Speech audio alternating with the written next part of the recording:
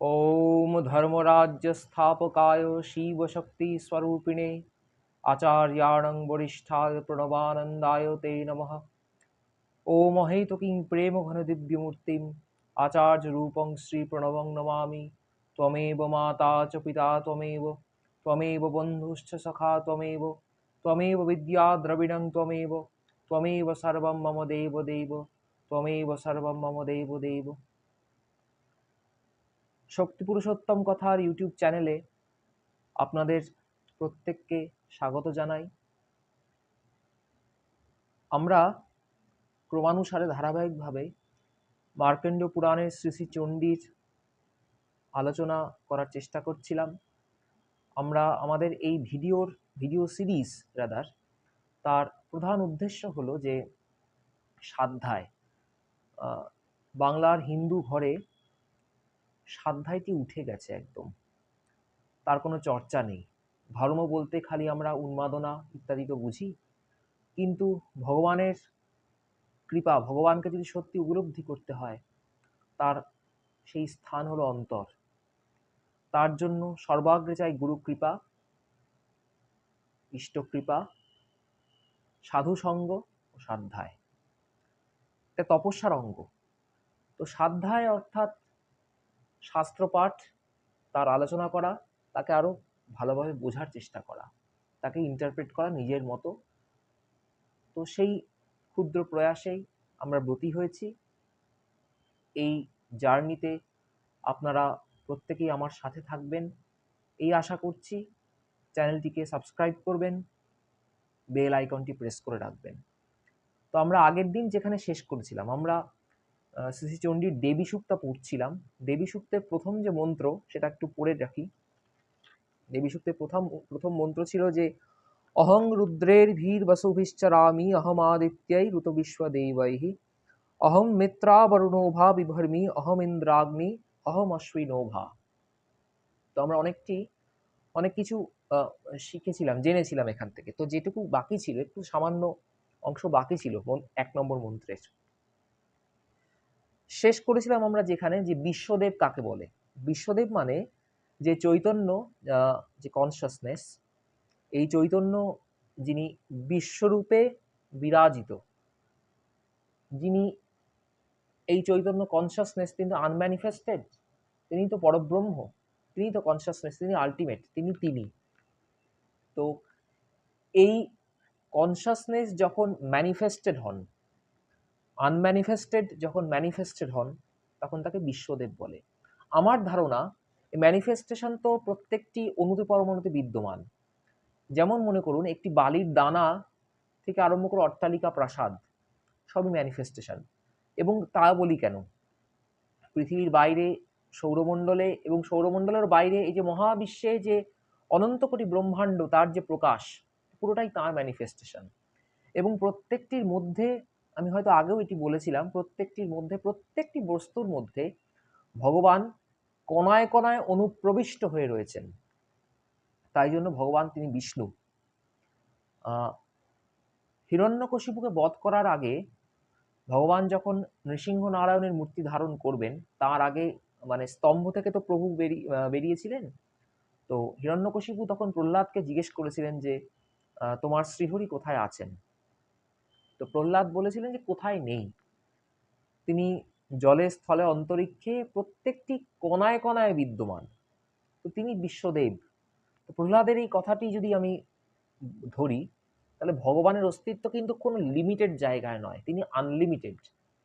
এবং তিনি আনলিমিটেডের মধ্যেও লিমিটেড, আবার লিমিটেডের মধ্যেও আনলিমিটেড, তিনি সবকিছু।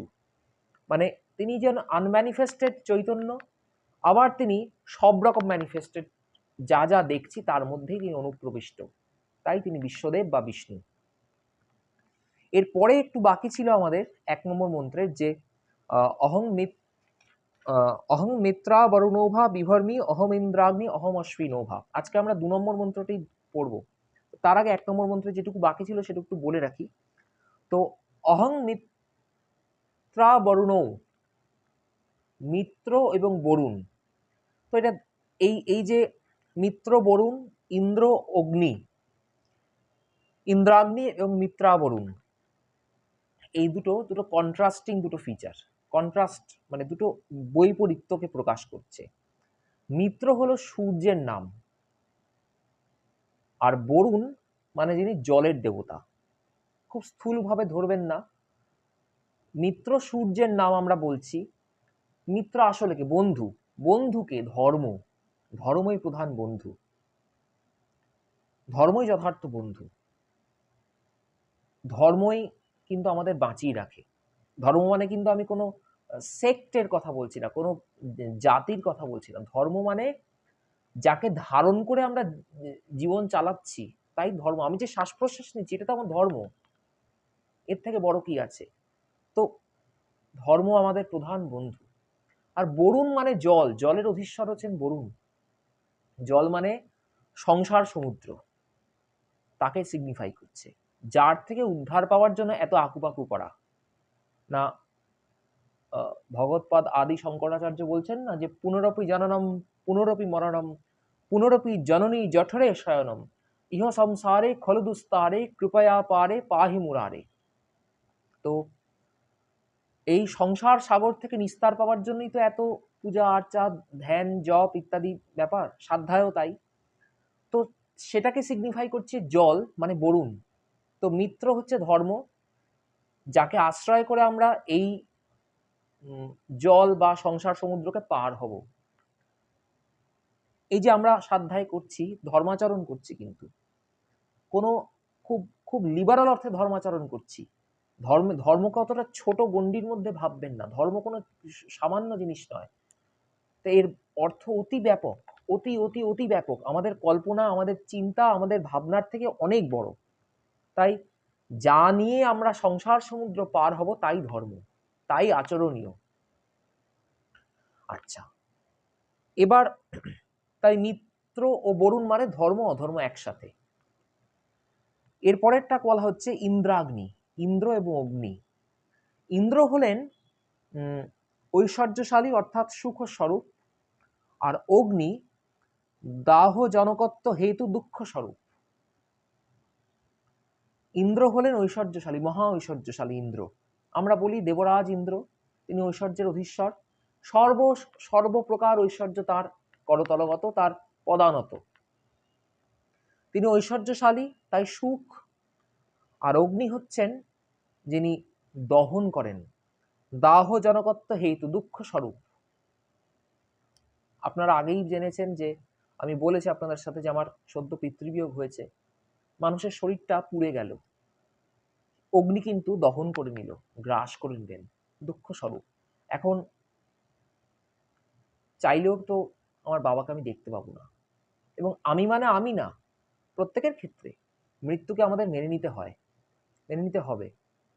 আমার পেছনে যাদের ছবি আছে, এনারা আমার দাদু, দিদিমা, ঠাকুমা, তাদের ছবি, তাদের আশীর্বাদকে পাথেয় করে আমি বড় হয়েছি, তাদেরকে মাথায় রেখেই আমি সবসময় চলি। তাদের আশীর্বাদেই গুরু লাভ, ঈশ্বর লাভ যদি কোনোদিন হয়, হবে। সৎ পথে থাকার চেষ্টা করা। তো কিন্তু এদেরকেও দেখতে পাবো না। এনারা জীবনের অঙ্গ প্রত্যঙ্গ ছিলেন যখন দেহে ছিলেন, কিন্তু অগ্নি এদের গ্রাস করেছে, তাই অগ্নি দুঃখ স্বরূপ। তাহলে ইন্দ্রাগ্নি, ইন্দ্র এবং অগ্নি, দেখুন কন্ট্রাস্টিং ফিচার। ধর্ম অধর্ম মানে মিত্র বরুণ, দুটো কন্ট্রাস্ট, এবং ইন্দ্র অগ্নি এরাও কন্ট্রাস্ট, একদম বৈপরীত্য। এবার বলছেন যে উভৌ বিভর্মী, মানে উভয়কে ধারণ করে। এখানে আরেকটি কথাও বলা হচ্ছে যে অহম ইন্দ্রাগ্নি অহম অশ্বিনোভা, অশ্বিনী কুমারোদ্বয়, দেবতাদের অশ্বিনী কুমার, যার অবতার ছিলেন আমাদের মহাভারতের নকুল সহদেব, অশ্বিনী কুমার। একে বলা হচ্ছে, এই যে দুটো ক্যারেক্টার, এই দুটো কোয়ালিটি হচ্ছে প্রাণ এবং অপান। এই দুই বায়ু। আমাদের তো পঞ্চবায়ুতে শরীর তৈরি, আমরা শ্রী চণ্ডীতে পরে পড়বো, প্রাণাপানু তথা ব্যান মুদান নঞ্চ সমানকম পড়বো, দেবী কবচে আছে। তো প্রাণ এবং অপান মানে ইনহেলেশন আর এক্সহেলেশন। এক্সহেল যখন করি তখন তা কিন্তু ছেড়ে দিই, শেষ নিঃশ্বাস ত্যাগ করা। অনেকে বলেন যে প্রশ্বাস হচ্ছে ত্যাগ আর নিঃশ্বাস হচ্ছে গ্রহণ, আবার আমরা জেনারেলি কলোকিয়ালি বলি নিঃশ্বাস ত্যাগ প্রশ্বাস গ্রহণ, যেভাবেই ধরুন। তো একটি ঢুকছে বায়ু, ঢুকছে একটি বায়ু বেরোচ্ছে, তো প্রাণ এবং অপান বায়ু। তো একটির দ্বারা সুখ বা জন্ম চিহ্নিত হচ্ছে, অপরটির দ্বারা মরণ বা মৃত্যু চিহ্নিত হচ্ছে। কন্ট্রাস্ট। আচ্ছা, এবার আমরা সত্যি সত্যি 2 নম্বর মন্ত্রে চলে যাই। 2 নম্বর মন্ত্রের দেবী সূক্তে বলছে যে অহম সোমমাহনসং বিভর্মি, অহম ত্বষ্টার মুতপূষণং ভগম, অহম দধামি দ্রবিণং হবিষ্মতে, সুপ্রাভিয়ে যজমানায় সুন্বতে। এর অনুবাদ বলতে গেলে বলতে হয় যে আমি শত্রুহন্তা সোম, ত্বষ্টা, পূষা এবং ভগ নামক দেবতাগণকে ধারণ করি। কি বলছেন? আমি শত্রুহন্তা সোম, ত্বষ্টা, পূষা এবং ভগ নামক দেবতাগণকে ধারণ করি, যাহারা দেবতাগণের উদ্দেশ্যে প্রচুর হবিরযুক্ত সোমযাগাদি অনুষ্ঠান করেন, সেই যজমানগণের যজ্ঞফল আমি ধারণ করি। আমরা আগেই পড়েছিলাম যে মহর্ষি অম্ভৃণের কন্যা বাক, তিনি আত্মতত্ত্ব উপলব্ধি করে যে পর্যায়ে পৌঁছেছেন, সেই পর্যায় থেকে সেই পর্যায়ে স্থিত হয়ে তিনি এই দেবী সূক্ত বলছেন এবং তিনি ব্রহ্মের সাথে নিজের একাত্মতা অনুভব করেছেন। এবার তিনি বিভিন্ন রকম ম্যানিফেস্টেশনের মাধ্যমে বলছেন যে তিনি কে, মানে ব্রহ্ম কি বা আত্মতত্ত্ব কি, সেটা প্রকাশ করছেন। তো দ্বিতীয় মন্ত্রে বলছেন যে অহম সোমমাহনসং বিভর্মি, অহম ত্বষ্টার মুতপূষণং ভগম, অহম দধামি দ্রবিণং হবিষ্মতে, সুপ্রাভিয়ে যজমানায় সুন্বতে। তো প্রথম বলি যে অহম সোমমাহনসং, আহনসং। আহনস শব্দের অর্থ হলো শত্রু হরণকারী, শত্রু হননকারী। হ্যাঁ, আহনস শব্দের অর্থ। সোম শব্দের অর্থ সোমযাগ। সোমযাগ মানে সোম, দেখুন জ্যোতিষশাস্ত্রে চন্দ্র বা সোমকে মনের দেবতা বলা হয়। তো মনের মধ্যেই এই দুর্জয়, কাম, ক্রোধ, ষড়রিপুর বাস। তো তাকে দমন তো করতে হবে, না হলে তো উত্তরণের পথ খুঁজে পাওয়া যাবে না। তাকে একটা কন্ট্রোলের মধ্যে রাখতে হবে ওয়ার্ক লাইফ ব্যালেন্সের জন্য। আমরা সেইভাবে ভাবলে কোনো কিছুই খুব বেশি উচ্ছ্বাস ইত্যাদি হলে শরীর শেষ হয়ে যাবে। শরীরটা দরকার ধর্মাচরণ করার জন্য। তো এই যে কাম, ক্রোধ ইত্যাদি রিপুগুলোকে কন্ট্রোলে রাখা, আয়ত্তে রাখা, একেই সোমযাগ বলা হচ্ছে। কেন সোম বলা হচ্ছে, সোমযাগ বলা হচ্ছে, অন্য কোনো যাগের কথা বলা হচ্ছে না? কারণ সোম অর্থাৎ চন্দ্র মনের অধিপতি দেবতা, মনের মধ্যেই বিকারের উৎপত্তি। তো এই যে সোমযাগ, এই সোমযাগের ফলে বলছেন এখানে ব্রহ্মর্ষি লিখছেন যে মন যখন কাম ক্রোধাদি বৃত্তিরূপ রিপুগণকে বশীভূত করিতে উদ্যত হয়, তখন তাকে আহনস সোম বলা হয় বা সোমযাগ বলা হয়। দ্বিতীয়ত যেটা পড়লাম আমরা যে ত্বষ্টা, ত্বষ্টা অর্থাৎ বিশ্বকর্মা, যিনি এই বিশ্বকে গঠন করেন। আগের বার আমরা দেখেছিলাম বিশ্বদেব, যিনি এই বিশ্বর মাধ্যমে ম্যানিফেস্টেড হচ্ছেন, বিশ্বের মাধ্যমে এই সৃষ্টির মাধ্যমে ম্যানিফেস্টেড হচ্ছেন, তিনি বিশ্বদেব। এখন পড়ছি ত্বষ্টা, যিনি তৈরি করছেন ম্যানিফেস্টেশনের কারণ, মানে ম্যানিফেস্টেশনের কারণও তিনি, ম্যানিফেস্টেশনও তিনি, সৃষ্টির কারণও তিনি, সৃষ্টিও তিনি। আবার দুঃখ সুখ, এই যে বললাম ধর্ম অধর্ম মিত্র বরুণ ইন্দ্রাগ্নি, দুঃখ সুখ তাও তিনি। অর্থাৎ সৃষ্টি স্থিতি প্রলয় সবের কারণ, কারণের কারণ, আদি কারণ তিনি। কে? না আত্মা। তিনি কে? তিনি যাকে জানতে চেষ্টা করছি আমরা, আত্মতত্ত্বই জানার চেষ্টা করছি, চণ্ডী তত্ত্ব, আত্মতত্ত্ব। দ্বিতীয়ত হচ্ছেন পুষণ। পুষণ হচ্ছেন সূর্য। পক্ষান্তরে ব্রহ্মর্ষি লিখছেন, পক্ষান্তরে পুষ্টিরূপা চেতনা যে চৈতন্য দৈহিক এবং মানসিক পুষ্টিরূপে প্রকাশিত, তাহারই নাম পুষণ। দৈহিক ও মানসিক পুষ্টিরূপে প্রকাশিত তিনি পুষণ, সেই প্রকাশ সূর্য। তাই সূর্য, সূর্য অর্থাৎ যে সূর্য পূব দিকে ওঠে পশ্চিমে অস্ত যায়, সেই সূর্য নয়। দৈহিক ও পুষ্টিরূপ মানসিক দৈহিক ও মানসিক পুষ্টিরূপ যে চেতনা, কনসাসনেসের যে সূক্ষ্ম অংশ দ্বারা দৈহিক পুষ্টি মানসিক পুষ্টি হচ্ছে, আমরা স্বাধ্যায় করছি মানসিক পুষ্টি হচ্ছে, তাই পুষণ। দ্বিতীয়ত বলা হচ্ছে ভগ। ভগ অর্থাৎ ভগবতী বা ভগবান, যিনি ভগকে ধারণ করে আছেন। ভগ কি? ভগ মানে আসলে ভাগ, কোয়ালিটি, গুণ। শ্রী ভগবান ষড়ভগ ঐশ্বর্যকে ধারণ করেন।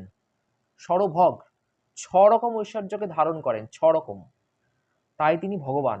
এই 6 রকম ভাগ কি? ঐশ্বর্য, বীর্য, যশ, শ্রী, জ্ঞান ও বৈরাগ্য। ষড়ভগ ঐশ্বর্যকে ভগবান ধারণ করেন, তাই তিনি ভগবান।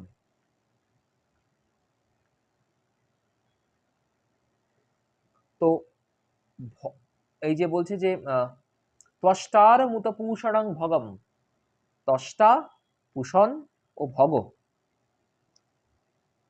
একে ধারণ করি।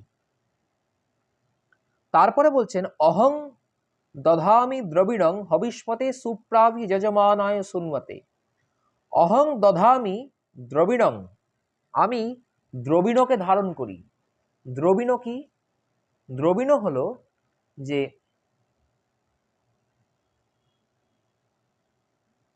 কর্মকাণ্ড হচ্ছে সোমযাগ, কর্মকাণ্ডের ফল হলো দ্রবিণ। আজকে শুরুতেই বললাম না, ত্বমেব বিদ্যা দ্রবিণং ত্বমেব, বিদ্যাও তুমি, দ্রবিণও তুমি। বিদ্যার ফল, কর্মকাণ্ডের ফল দ্রবিণ।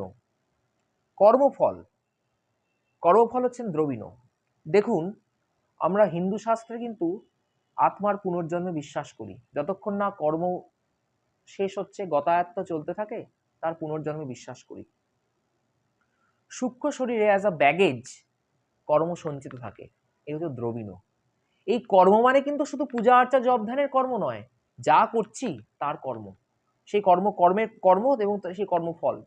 গীতাতে ওই জন্য ভগবান নিষ্কাম কর্মের কথা বারবার বলছেন, কিন্তু কর্মফলের বাইরে কিন্তু যাওয়া যাচ্ছে না। ভগবান নিজেও কিন্তু কর্মফলের বাইরে নন।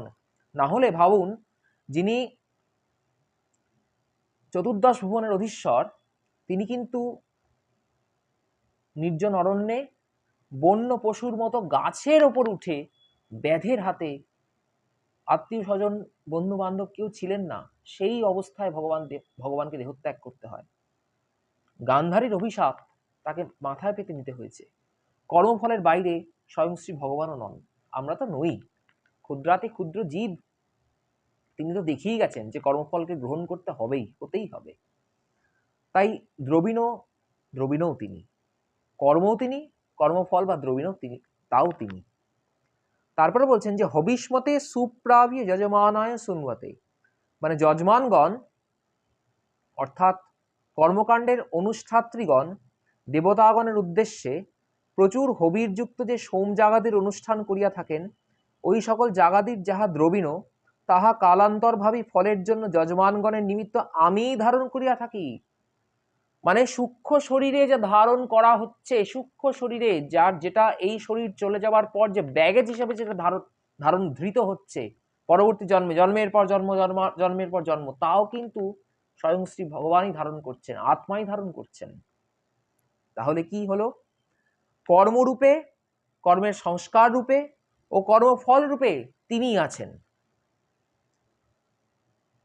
সাক্ষী চেতা কেবলং নির্গুণশ্চ, নির্গুণ ব্রহ্মের কোয়ালিটি, নিরুপাধি, তিনি এই সবগুলোকে ধারণ করছেন।